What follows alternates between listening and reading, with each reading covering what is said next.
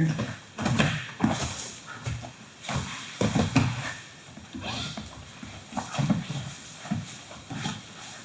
was cool, right?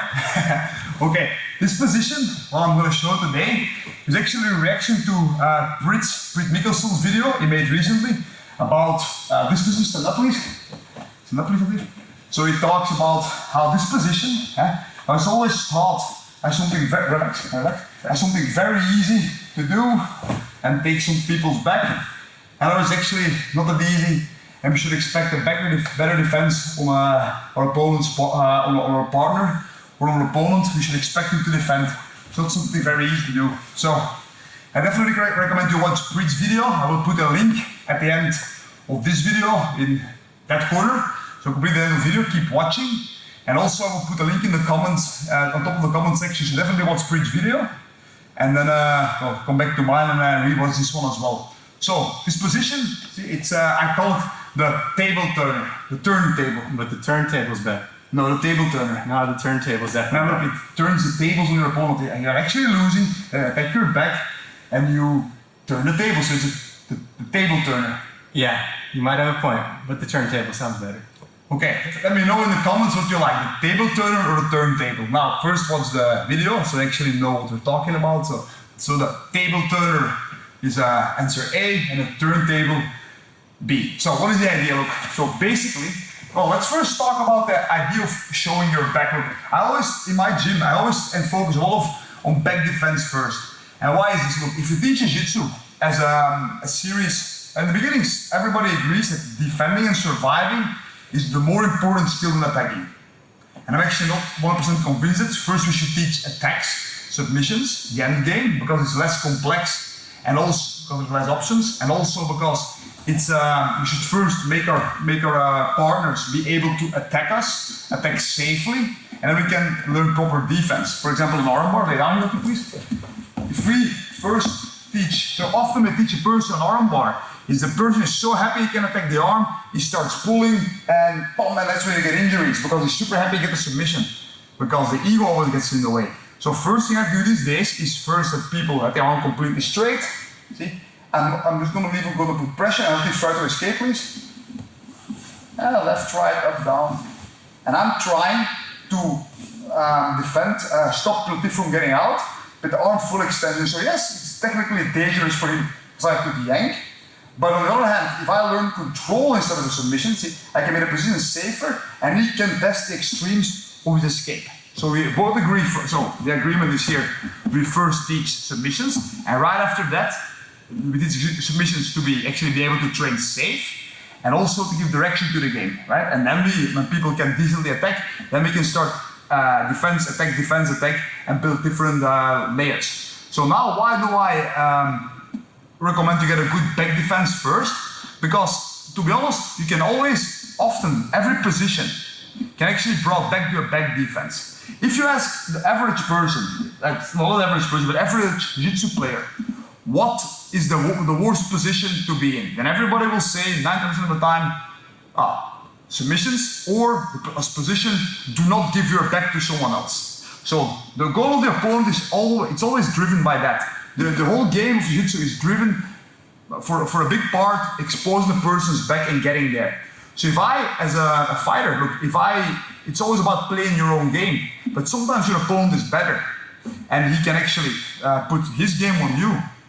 So if he's playing his game, then I have a very good back defense. Usually when I turn my back, people are going to be happy to accept that I give my back and they're going to start attacking my back. So the moment, if I really specialize in good back defense, and I show my back and the person starts attacking it, I'm actually playing my game. And initially, on training, it doesn't matter if you win or lose on points. It's just about, well, exploring the game and after a while not tap, and then maybe tap other people. Of course, it has to be fun as well. But in the beginning, you see the back is a very defensive position where you don't want to get there, you just want to survive. And after a while, there's also a lot of offensive options. I actually made an instruction about little BJ fanatics. It's called offensive defense. Attacking with someone on your back. I'm not talking about the basic foot lock over there where you cross the ankles. That exists, but it's a bit low percentage. I'm actually talking about the whole system where you can attack or at least get to favorable positions where people get on your back. even without conceding the points in a grappling or a IBJJF match.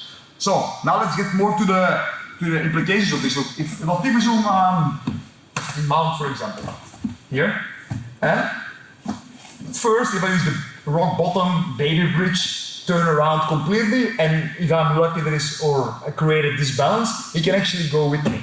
But often it will happen that I do the exact same thing, but now this time Latif did not turn with me, right? So I rotate, see, and he's on my back. Well, now I'm already playing back defense. Now imagine this, if he's like a very big, strong guy, and he starts putting pressure in my face.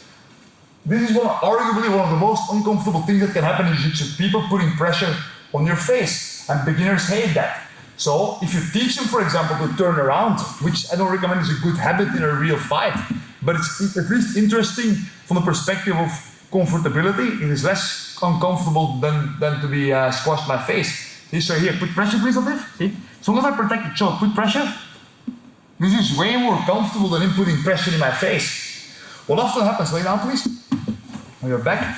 What often happens when we teach Jiu-Jitsu is this. So I do a submission and you tap. And then the submission is not uncomfortable because you tap and you can restart. But what I often do, even as a coach in the past I did, I'm fighting with someone and I'm putting like the cross face, putting pressure on his face like the Von Flue choke, but not really a choke yet. And the beginner taps, tap. No man, you're not supposed to tap. Why do you tap? It's uncomfortable. Why man, you're not supposed to get out. You're never going to learn Jiu-Jitsu if you tap for it like that. Don't be a pussy, between brackets, because I don't believe it's a pussy. You have to get people comfortable. But, and also another example would be the stack. And the people tap here. No, don't tap, it's all submission. Well, the person is uncomfortable. And in the beginning, it's more uncomfortable if you lay on your back than on your belly. So now if Latif lays on his belly, here. See, now I put pressure over here. It's actually more easier to take for him than the opposite thing, like when he's laying on his back. So see, different, right? Yeah. Now, so I don't tell that you should completely show your back and completely fight here, but there's actually a lot of merit in fighting belly down. Put your foot up a little bit, please, like half turtle. See this? This is not giving your back actually. You can consider it like the last line of defense before the full turtle. And it's in general more comfortable than the other ones. See, so this week I'm gonna release another, like a set of videos where I show this concept of showing your fighting back first in some different scenarios. Now, if you stuck with me until now, let me show you the table turner. Do not change the name. So, what is the idea? Basically, so this is I got inspired by Priit's video where he talked about this position here, and where you kick away and push me forward, please. And then often it's taught like something very easy to take the back from there. Now, what I often do when I'm fighting, please. Every time when I'm in trouble, I actually, or if I generally don't stuck and then the position is getting bad, I usually do this. Look, I cannot remember the last time when actually someone took my back from this position. I show my back, I don't give my back. So what I often do, look, when he's attacking my back, which is both hooks, see, I never get center. What I do, and I will show later how to get there exactly, I try to put myself into a side arc like this, see, like facing sideways. And making like a squat with my heels up. I will show from the other side in a second. Now my inside arm here, look, I'm gonna put this arm underneath his leg and grab my own chin. Over here, chin actually. And I'm gonna put my weight on Latif, and I'm gonna wait. My arm should not be grasped, should not be exposed. I should actually keep my arm closed so I cannot really get grips there.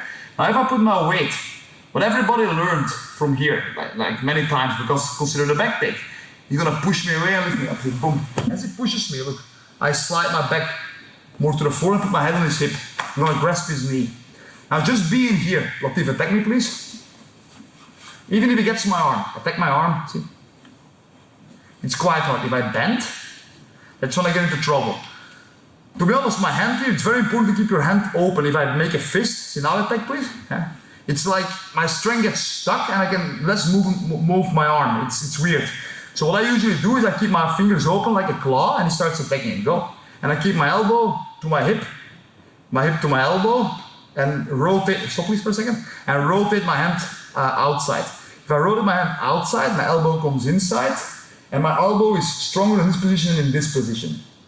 right? If it's close to the hip, it's stronger into the body. Catch, please. So here, then I exo-rotate the hand and I stretch my arm and fight this, go. Look at my finger, I'm pointing my finger. For some reason, this feels very strong. So try to attack it, please, Latif.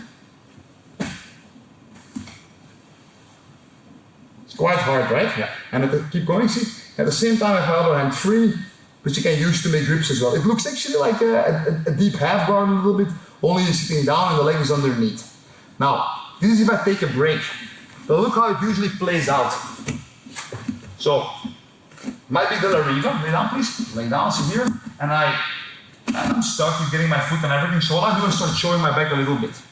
And he starts putting his hook, he's super happy that he sees my back, and continue please, and as he goes, I allow the second hook, duck, see, put my hand underneath. I'll show it in real time in the end of the video. Put my hand on the shin here, put my weight on top of my partner, and he kicks me away. At the same time, my hand slides, so this motion is important. You're gonna put your shoulders backward, post your foot and slide your hip a little bit deeper. Now my hand is above the knee. I'm not gonna take a break here. What I want, look, if I just turn, Latif can follow me up to my back. But this position by, rotate, come up please. Yeah, come up. This position by itself is not a big disaster. I call it the fireman. This is also my DVD about back defense and being offensive with someone on your back. It's the exact same position. It's actually the core of my defensive game. All submissions, triangles, arm bar, all upper body submissions usually lead to this game, and I actually consider it an offensive position these days. But the easiest thing, if you get, it's still a bit of work here. Go back, please. The easiest thing that happens. Put your hand a little bit closer. This is like a mistake beginners often make. So when you go deep, see, I try to get my head on his hip. Once I put my head on his hip, see, try to get up, please, Latif. I control the distance and I control his hip. He cannot that easily get up.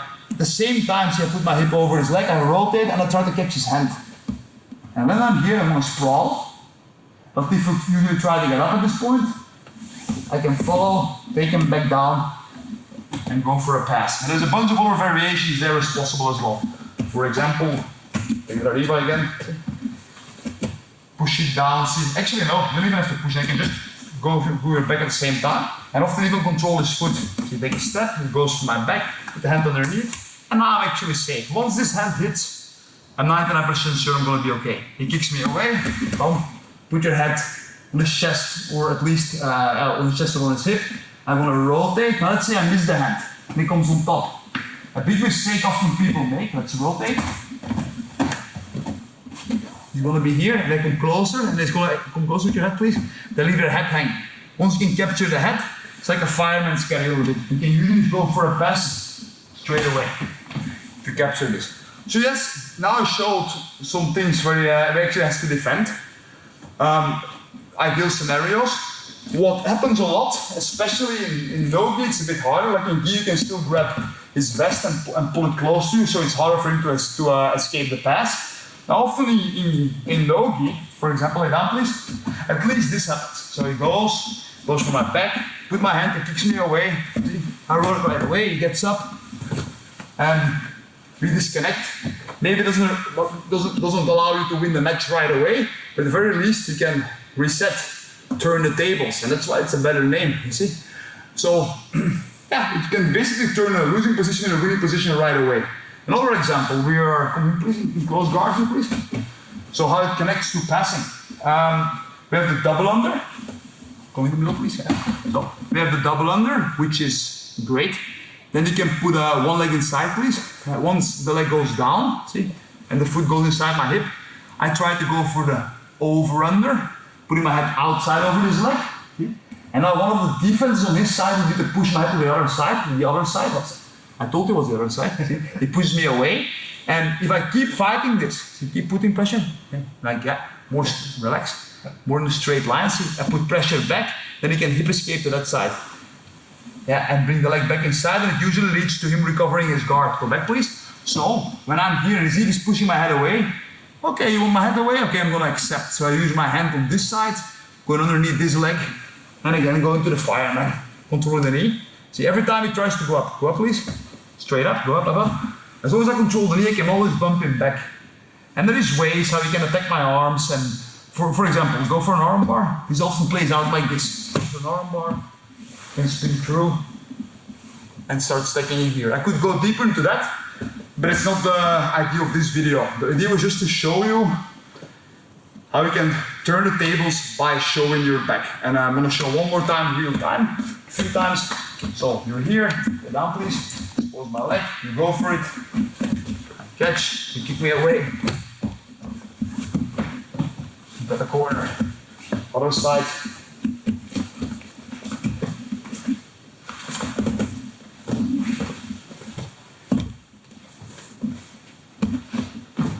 These were not very super clean examples, but works. So that's it for this part, for the table turner. The turn. How's that confusing? Yeah, the turntable. The table turner. So you see here obviously Priit's video. Check it. Do check it out. Later this week, stay tuned. I'm going to use this concept from a half guard as well.